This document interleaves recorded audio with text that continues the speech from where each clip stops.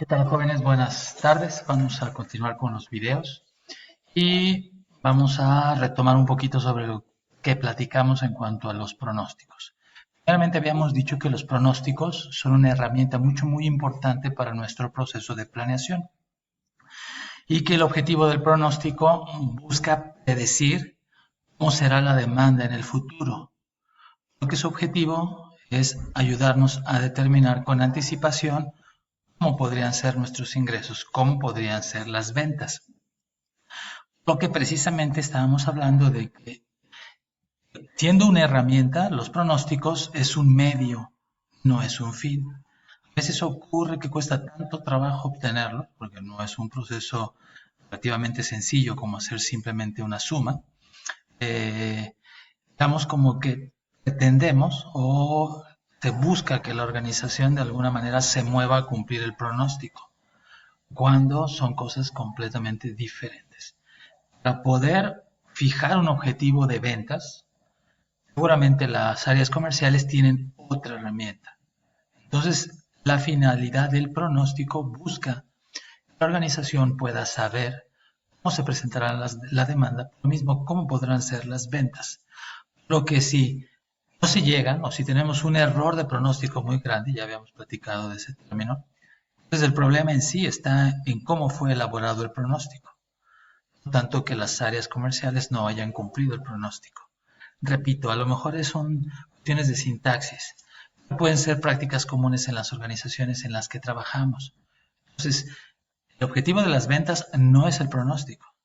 El pronóstico es en base a ciertos elementos que ya hemos platicado, que también otros vamos a ver, es cómo se comportarán las ventas en el futuro. Ya vimos que no nada más es el ejercicio matemático en sí, sino es la participación, sobre todo de las áreas comerciales, para poder ver qué esfuerzos adicionales pueden hacer para modificar las ventas. De hecho, el pronóstico tiene que contemplarlos. Entonces decíamos que después de obtener el pronóstico, este tiene que ser entregado a los responsables para que ellos lo revisen y lo palomen, hagan las modificaciones que consideren para que se pueda entregar y sobre eso podamos trabajar, ¿no? Digamos que cuando realizamos el pronóstico, el objetivo de estos es encontrar los dos componentes que existen en la demanda histórica de la organización, en la demanda que existe en el mercado en el que participemos. Entonces decíamos que estos dos elementos, uno es el componente sistemático y el otro es el componente aleatorio, siendo que el componente sistemático se va a obtener a través de los algoritmos que utilicemos para realizar nuestro pronóstico, o sea, se van a obtener a través de los métodos matemáticos, y el componente aleatorio va a ser un reflejo del error de pronóstico. ¿Qué tanto hemos fallado para poder obtener ese pronóstico? ¿Qué tanto ha habido de diferencia entre la demanda que pronosticamos y la demanda real? Entonces, el medir el error de pronóstico es uno de los ejercicios muy importantes de nuestro pronóstico, porque obviamente su objetivo es que conforme nos volvemos más expertos en nuestros mercados, entendemos todas las variables que juegan en nuestro pronóstico, entonces podemos disminuir ese error de pronóstico.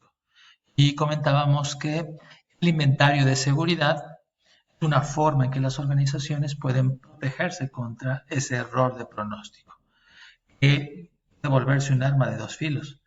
Porque si calculamos un error de pronóstico o si estimamos un error de pronóstico muy grande, lo queremos compensar con inventarios de seguridad muy grandes, los inventarios tienen un costo, tanto el tener ese inventario estático como el mantener ese inventario dentro de nuestro sistema. Entonces, no es el tener el obtener el error de pronóstico para calcular el tamaño de nuestro inventario de seguridad el objetivo, sino el objetivo es hacer cada vez pronósticos más precisos. Por lo mismo, depender de inventarios de seguridad menores.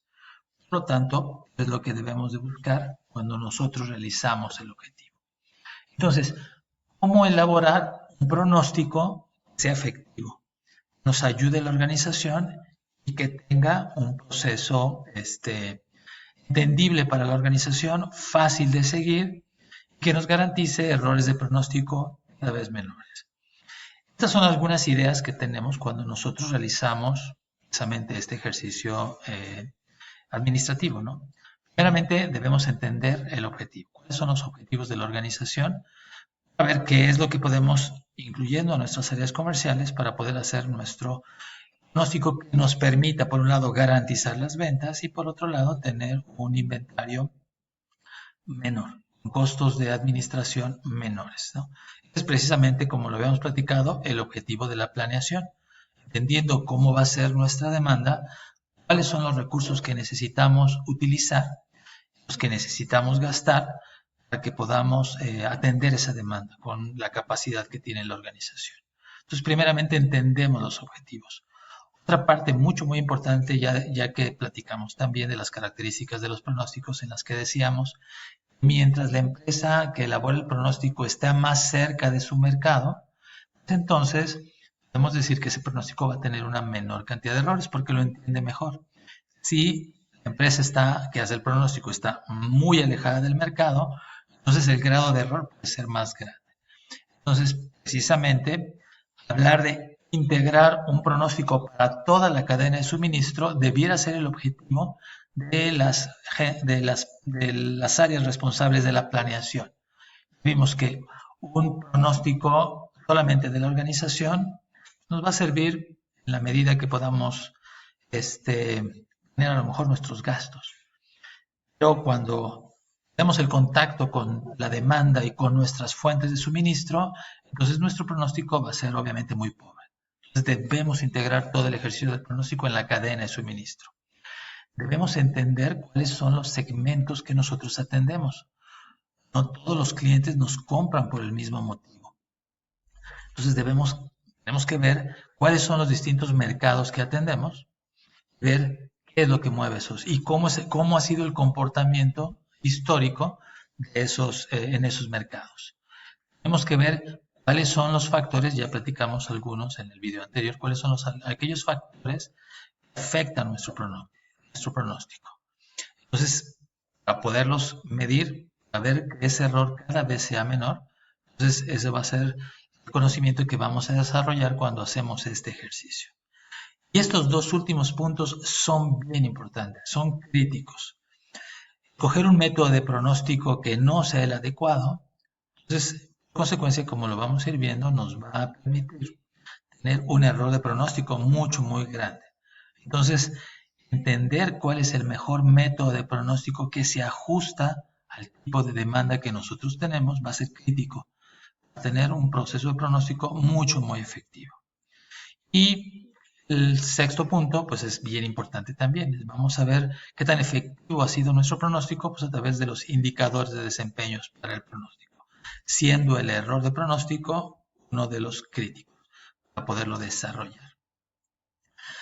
Entonces, primeramente, ya que habíamos hablado de entender el componente sistemático para poderlo calcular, como decíamos, estimar el componente aleatorio, vamos a ver que nuestro componente sistemático está compuesto por 3 elementos. Estos elementos tienen un fin particular en cada uno de nuestros pronósticos que miden una cosa en particular sobre la demanda que nosotros hemos observado. Entonces, el primer elemento de nuestro componente sistemático lo identificamos como los factores de estacionalidad. ¿Qué son los factores de estacionalidad? ¿No? Seguramente existirán muchas demandas que se van a ver afectadas por cuestiones geográficas o por cuestiones culturales. Entonces, nosotros podemos saber que la demanda de los juguetes, por ejemplo, aquí en México, es muy diferente que a lo mejor en Estados Unidos o en algunos otros países sajones. Tenemos 3 festividades, el Navidad, Día de Reyes y Día del Niño, ubicadas en periodos específicos del año, las cuales hacen que la demanda sea diferente. Entonces, los factores de estacionalidad se calculan para poder ver cómo es que nuestra demanda puede verse influenciada por ellos, dependiendo del tipo de producto del que estemos hablando, ¿no? Otro elemento de nuestro componente sistemático es el nivel. ¿Y qué viene siendo el nivel? Viene siendo la proyección de nuestra demanda hacia un periodo anterior. En este caso, si estamos empezando a calcular la demanda de determinado mes, ese mes va a ser nuestro periodo 1 y así en consecuencia nuestro periodo 2, nuestro periodo 3. Podemos estimar el pronóstico para el periodo 4 o periodos futuros. El nivel es dar un paso hacia atrás en nuestro pronóstico para calcular nuestra demanda en el periodo 0. Es un periodo que hipotéticamente está ahí, realmente no existe. Entonces, para proyectar nuestra demanda hacia el futuro, necesitamos regresar un paso. Entonces, de nuestro componente sistemático vamos a extraer nuestro nivel, que es la demanda en el periodo 0. Y por último, la tendencia. ¿Qué es la tendencia? Es qué tanto aumenta mi demanda cada vez que se mueve un periodo. Obviamente esperaríamos que la demanda se incrementara, no que disminuyera. Entonces la tendencia es esa inclinación que va a tener nuestra demanda cada vez que aumentamos un periodo. Cada vez que extendemos nuestra línea de tendencia, nuestro comportamiento de las ventas, cada vez que extendemos un periodo, la tendencia va a reflejar qué tanto se incrementa. Por lo mismo, lo vamos a obtener también de los cálculos de nuestro componente sistemático. Y para poder aplicar estos tres componentes, vamos a ver qué tipos de demandas podemos encontrar en cualquier organización, de una manera muy general. La primera es la demanda que tiene un comportamiento lineal. O sea, ¿qué podemos ver? Porque esta demanda inicia en un periodo, el producto está gustando, conforme aumentan los periodos, nuestra demanda crece. Tiene por lo mismo una tendencia positiva. Podemos ver que casi es una línea recta. Tenemos otro tipo de demanda que también tiene un comportamiento lineal, a lo mejor no tan perfecto en línea recta como el anterior, pero podemos observar que conforme pasan los periodos, el gusto de los consumidores se hace latente, se manifiesta, aunque hay periodos en los cuales la demanda parece estacionarse, que continúa creciendo. Entonces, este es un método, este es un tipo de demanda que podemos observar y que, como dijimos, tiene un comportamiento lineal. Existe el tipo de demanda que, como les comentaba, el ejemplo de los juguetes o muchos productos del atún, de algún tipo de fruta, algún tipo de ropa, tiene un comportamiento estacional, tiene un comportamiento en un periodo, conforme se avanzan los periodos va incrementándose, llega a un pico y de repente declina la demanda. Este comportamiento que se observa es repetido con cierta periodicidad en los ciclos y vemos que se vuelve a repetir el proceso. Es una demanda que tiene un comportamiento estacional y que, como dijimos, hay que calcular de una manera específica. El otro tipo de demanda que nosotros podemos encontrar, pues es la demanda que no tiene factores ni tendencia ni estacionalidad, tiene una demanda que tiene un comportamiento irregular. ¿Sí? ¿Qué tipo de productos podríamos encontrar aquí? Pues a lo mejor commodities que se ven afectados por la disponibilidad de producto, por el precio del producto.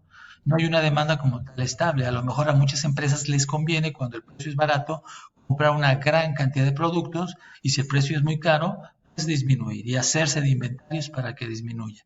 Entonces, o es un producto nuevo, es un lanzamiento en la medida que está creando preferencia entre los consumidores, en la medida que estos empiezan a descubrirlo y la demanda puede ser muy alta, puede disminuir. Tenemos que identificar, para poder aplicar el método de pronóstico, cuál es el tipo de demanda que tenemos. ¿Es lineal? O sea, se observa un crecimiento. ¿Es estacional? O sea, se identifican periodos en los cuales el patrón se repite. No tiene tendencia y estacional, por lo tanto, es una demanda con un comportamiento irregular. Bueno, vamos a dejar hasta aquí esta presentación.